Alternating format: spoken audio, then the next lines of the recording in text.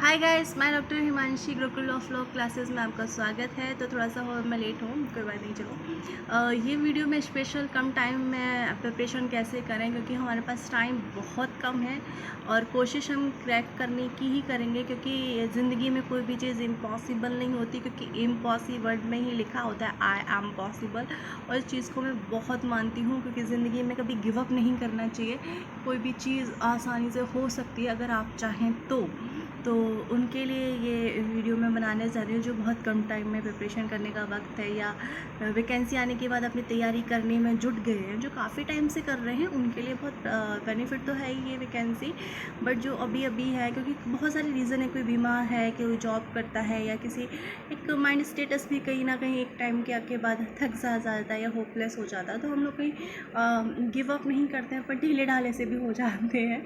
तो हो सकता है कि एग्ज़ाम भरने की मुश्किल थोड़ा सा है, कि हो सकता है कि आगे भी चला जाए, डेट अक्टूबर नवंबर दिसंबर तक चली जाए।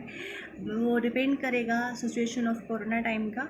बट अगर हम मान के चले तो हमारे पास सिर्फ 2 महीने हैं, क्योंकि हम अक्टूबर को इंक्लूड नहीं कर सकते। अक्टूबर का महीना अगर मान लो बीच में कोई भी एग्ज़ाम आता है हमारा, मान लो 20 तारीख को होता है, 15 तारीख को होता है, तो वो हमारा एक रिवीजन टाइम होता है। 15 दिन का हमारा रिवीजन टाइम होता है, तो हम सिर्फ अगस्त और सितंबर लेके ही चल सकते हैं। ठीक है, तो यहाँ मैं डिस्कस करूँगी थोड़ा सा आरजेएस की वैकेंसी के मैटर में। आप क्या पढ़ें, किससे गाइड पढ़ें, या बुक पढ़ें, या कोचिंग करें या ना करें, इस बात की क्वेश्चन भी मुझसे किया गया है। इसका भी मैं आपको जवाब दूंगी, और कैसे तैयारी करें ये भी हम इसमें देखेंगे। तो स्टार्ट करते हैं। वैकेंसी 120 आई है राजस्थान जुडिशल सर्विस में, जिसमें से SC/SC वालों को कोटा होता है और विडो वालों को भी कोटा होता है। एंड एक बात थी जो हैंडीकैप को पहले था कि 40% का जो कोटा इन लोगों को दिया जाता है वो उनको भी दिया जाएगा। सिर्फ यह सीट रिज़र्व की गई है हैंडीकैप लोगों के लिए, रिज़र्व कोटे का कोई सीन नहीं है। तो आप जनरल में ही आते हैं, आप ये सोचकर की तैयारी करनी है। आप सब आते ही तो दिया ही उसमें, क्योंकि मेंशन डिटेल नहीं है, वह क्लियर ही मेंशन लिखा है कि SC/ST वालों को 30% के अंदर अंदर सिलेक्शन लिया जाएगा। ठीक है, चलो वो इशू कभी बाद की बात है, हम फिर कभी देखेंगे। एंड सो आप तैयारी में जुट जाइए और ज़्यादा होपलेस नहीं हो चाहिए। अगर आपकी जितनी कैपेसिटी है उसी हिसाब से आप करिए, ठंडे दिमाग से कीजिए, हाइपर होकर मत कीजिए। बहुत से लोग यूट्यूब चैनल पर या टीचर्स कहते हुए आगे ये पागलों की तरह लग जाओ, बस भूल जाओ दुनियादारी। भूल सकते हैं, भूलिए, पर आपका माइंड स्टेटस जितना याद कर पाता है आप उतना कर पाएंगे, आप घंटों नहीं कर पा सकते, इतना मैं पर्सनल भी कह सकती हूँ। ठीक है, अब आती है बात कि हमें कैसे तैयारी करनी है। देखिए, बेयर एक्ट इम्पोर्टेंट होती है, बेयर एक्ट बहुत ज़रूरी है।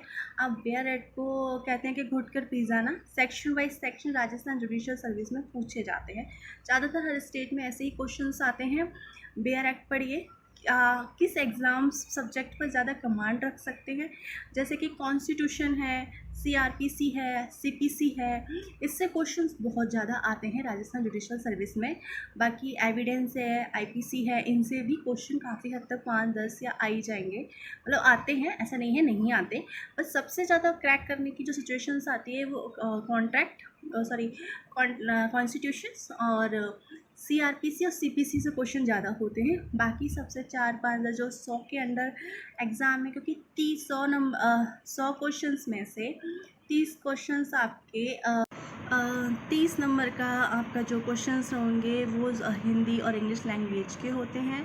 तो अभी 3 सब्जेक्ट और बढ़ा दिए गए हैं, आप एक बार नेट पर जाके सर्च कर दीजिएगा, काफ़ी डिटेल आपको वहाँ और भी मिल जाएगी। बिकॉज़ काफ़ी लंबा वीडियो हो जाएगा, मैं एक एक सब्जेक्ट बताऊँगी, बट मैं आपको ये बता दूँ पढ़ना सबको है।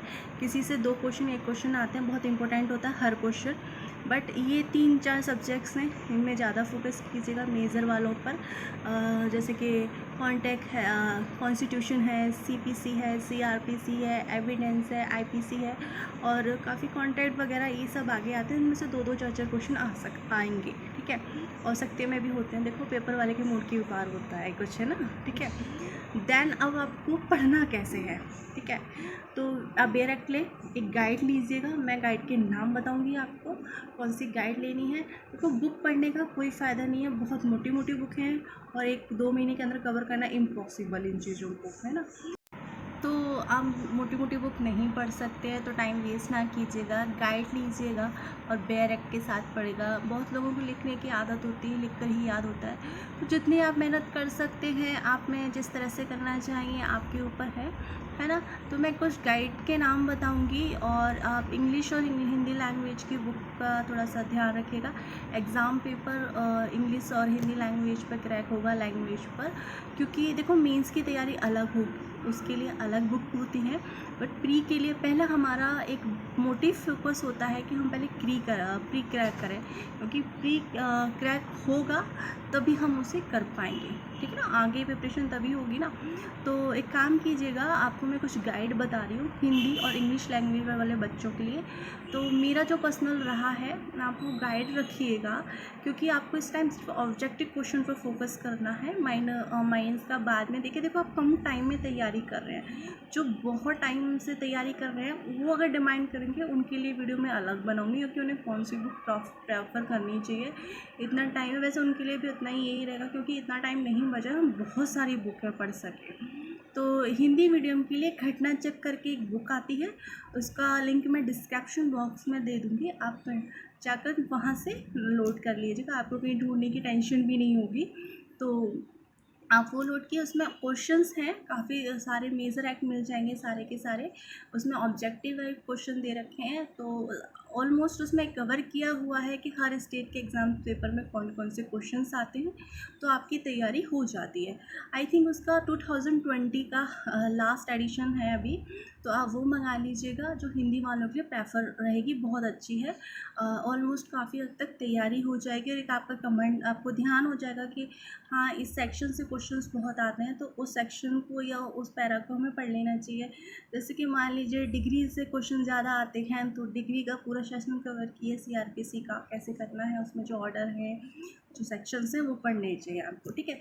देन इंग्लिश वालों के लिए एम ए राशिद की बुक आती है, उसमें ऑब्जेक्टिव क्वेश्चन बहुत ज़्यादा है। जिन लोगों को ऑब्जेक्टिव क्वेश्चन से ज़्यादा अच्छे से याद होता है उनके लिए बहुत अच्छी है वो बुक।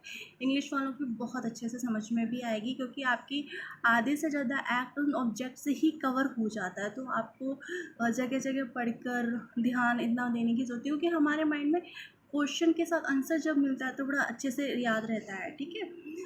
एंड दूसरी है यूनिवर्सल लॉ की, उसमें थोड़ा सा डिटेल में डिस्क्राइब होकर आता है, थोड़ा सा डिटेल दिया जाएगा कुछ सेक्शंस का, कुछ चीज़ों का। उसके बाद क्वेश्चंस क्रिएट होते हैं, वही ऑब्जेक्टिव टाइप है। तो आपको जो अच्छी लगती है आप दोनों भी लिख सकते हैं, वो दोनों की प्रिपरेशन नहीं कर पाएंगे क्योंकि वो भी बहुत लंबी आती है। तो मेरा पर्सनल व्यू उसमें थोड़ा सा कन्फ्यूज़न है, मेरे को दोनों ही अच्छी लगती है अपनी जगह। एंड हिंदी मीडियम के मतलब हिंदी सब्जेक्ट के लिए जो लैंग्वेज हमारा पेपर है, उसमें आप एक काम कीजिएगा कि एक तो 9th क्लास से लेके 12th क्लास तक की हिंदी ग्रामर की बुक आती है गवर्नमेंट सेक्टर वालों की, वो बहुत अच्छे से ग्रामर डिस्क्राइब किया गया है, जो डेफिनेशंस क्लियर की गई हैं कैसे ग्रामर में, क्योंकि जो पेपर में आती हैं वो डेफिनेशन उसके अंदर मिलती है आपको बहुत अच्छे से, आपको और इजीली समझ में भी आएगा ग्रामर, और हो सकता है काफ़ी हद तक उससे भी क्वेश्चन आ जाओ उनमें से, ठीक है। देन दूसरी बात ये है कि आपको उस एक लूसेंट की बुक आती है हिंदी ग्रामर की, उसमें काफ़ी ज़्यादा है वैसे तो देखा जाए, बट एक कोशिश कर सकते हैं, या पुराने पेपर्स हैं कि वैसे मैं बहुत जल्दी कोशिश करने वाली हूँ आपके लिए। आप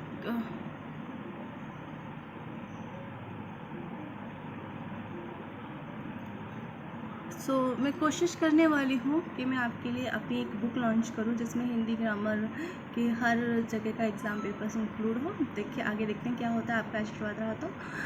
बट फ़िलहाल के लिए ओल्ड पेपर देखें 15 साल तक के, वैसे आपको मैगज़ीन्स जिसमें भी मिलेंगे बुक्स वगैरह में, अगर आप राजस्थान की कोई खरीदते हैं तो उसमें 5 साल तक का ही होता है, थोड़ा सा उससे भी आइडिया हो जाएगा। ऑनलाइन सर्च करके पेपर्स निकालें, वैसे इतना टाइम नहीं है, हम कोशिश ही कर रहे हैं फ़िलहाल, तो वो कोशिश कर सकते हैं आप, और जितना हो सके आप पढ़ें ग्रामर का जगह जगह से। तो अच्छा है कि ओल्ड पेपर जहाँ जहाँ कंपटीशन एग्ज़ाम्स हो सकते हैं उनमें हिंदी लैंग्वेज आती है, क्योंकि काफ़ी क्वेश्चंस वहाँ से भी पुट हो जाते हैं, अरे ये उस पेपर में भी था। एंड हम बचता है हमारा इंग्लिश के लिए बहुत इजी है, क्योंकि मुझे दूसरा हमारा इंग्लिश ग्रामर का रहा। ग्रामर में मेरा जो पर्सनल व्यू रहा है, मेरा इसमें ये है कि अगर आप 10th क्लास से लेके ग्रेजुएशन तक की बुक पढ़े, जो बीए वगैरह करते हैं, जिनके लिए एक कंपलसरी लैंग्वेज पेपर होता है, उनके लिए ये बड़ा बेनिफिट होता है। बिकॉज क्या है कि बोलते तो ये है कि 10 से लेके तक का ही ग्रामर आता है, बट अगर हम पेपर का जब पढ़ते हैं कि क्या सिलेबस दिया गया है, तो उसके अंदर जो सिलेबस दिया गया है उसके अंदर अगर हम रीड करते हैं तो उसमें वो सारे टॉपिक कवर होते हैं 10th क्लास से लेके ग्रेजुएशन तक की ग्रामर के। क्योंकि ग्रेजुएशन के ग्रामर में सब कुछ मिलेगा, आप एक बार पढ़िएगा। और जहाँ इंग्लिश वर्ड लॉ वर्ड से कनेक्टेड है, क्योंकि हिंदी के पेपर में क्वेश्चन आता है कि हिंदी ये जो लॉ वर्ड है इसका इंग्लिश में क्या वर्ड मतलब है, या ये इंग्लिश वर्ड है ये हिंदी में इसका क्या मतलब है, क्वेश्चन ये आता ही आता है ऐसा। तो ये थोड़ा सा आप थोड़ी गाइड खरीद लीजिएगा लॉ की, जहाँ ये काफ़ी सारी आती हैं। देखो भी अपनी अपनी पसंद के हिसाब से आती है, मुझे कुछ ठीक लगती है। सोलंकी जी की बुक आती है, सोलंकी की बुक उठा सकते हैं आप, उसमें आपको शब्द मिल जाएंगे कि इंग्लिश में इसको क्या कहा जाता है या हिंदी में इसको क्या कहा जाता है, ऐसे कुछ आते हैं। और हो सके तो आप कोचिंग वगैरह से नोट्स लीजिएगा, कोई अच्छी सी कोचिंग हो, वो काफ़ी हद तक हेल्प कर देती है। अगर 2 लैंग्वेज के लीजिएगा, मुझे तो नहीं लगता बाकी सारे नोट्स के लिए। दैन इसके बाद क्वेश्चन आता है, दूसरा क्वेश्चन है कि आपने कि कोचिंग करनी चाहिए या नहीं करनी चाहिए। देखो मेरा एक पॉइंट ऑफ व्यू है, अपनी तरफ से है ये, आपकी देखो चॉइस है, कैपेसिटी आपकी है कि देखिए अगर 2 महीने के लिए कोर्स के लिए आप फीस डालेंगे तो आपको करीबन 10 से 12 घंटे कंटिन्यू कोचिंग करनी पड़ेगी। क्योंकि 2 महीने के कवर का मतलब होता है कि आप 10 से 12 घंटे कवर करना, क्योंकि लॉ बहुत डीपली पढ़ाया जाता है और बहुत बड़ा भी है। क्योंकि सबके अगर आप मेजर देखते हैं तो बहुत बड़े पड़ते हैं, तो वो जो सालों में 1-1, 2-2 महीनों में कवर होते हैं पूरे साल में, वो इतने 2 महीने के अंदर इतने सारे को कवर कराना, इसका मतलब आप उसको 10 या 12 घंटे की कोचिंग आपको दी जाएगी, जिसमें आपको सब कुछ इंक्लूड है, ठीक है ना। दैन उसमें आपका टेस्ट सीरीज भी होगा।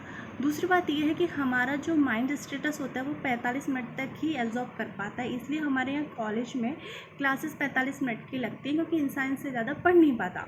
मेरे साथ एक है कि मैं जैसे आधा घंटे के बाद मुझे गैप चाहिए होता है, तो ये आपके माइंड स्टेटस पे कि अगर आप कंटिन्यू 10 घंटे पढ़ सकते हैं या 12 घंटे पढ़ सकते हैं बिना ब्रेक के, तो आप पढ़िएगा। देखो कहते हैं कि चाहत हो तो फिर कुछ भी हो सकता है, तो चाहत भी हो सकती है और देखो कैपेसिटी भी होती है। मेरी नहीं है तो मैं इस चीज़ को नहीं बोल सकती कि आपको कोचिंग करनी चाहिए। मेरे को बेनिफिट नहीं लगता कि 2 महीने के लिए आप 1.5 लाख या दिल्ली जैसी जगह सिटी में आप 1.5 लाख की फ़ीस देंगे, या कहीं भी 60-70 हज़ार से नीचे नहीं होगी।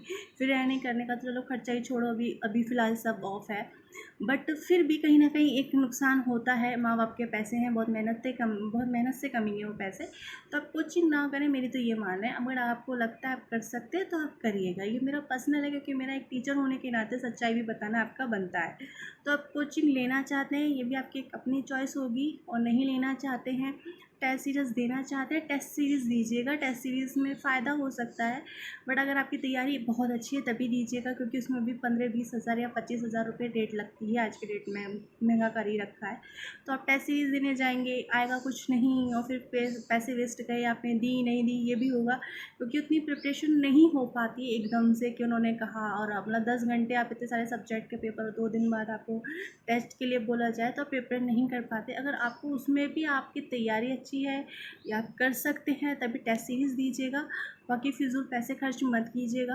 ये मेरा अपना है, बस आप एक बार पेपर देख के तैयारी करने की कोशिश करें और उसके बाद जैसा बने आप वैसा करें, ठीक है। Then thank you so much. अगर आपको कोई और भी क्वेरी चाहिए या एग्ज़ाम की कोई एक तैयारी के लिए कोई बुक्स के बारे में पूछना है तो आप मुझे कमेंट बॉक्स में पूछ सकते हैं, मैं हमेशा अवेलेबल रहूँगी आपके लिए। एंड और भी कोई क्वेरी हो तो आप मेंस की तैयारी के लिए चाहते हैं तो उसके लिए भी मैं बता दूँगी। Thank you so much watching my video.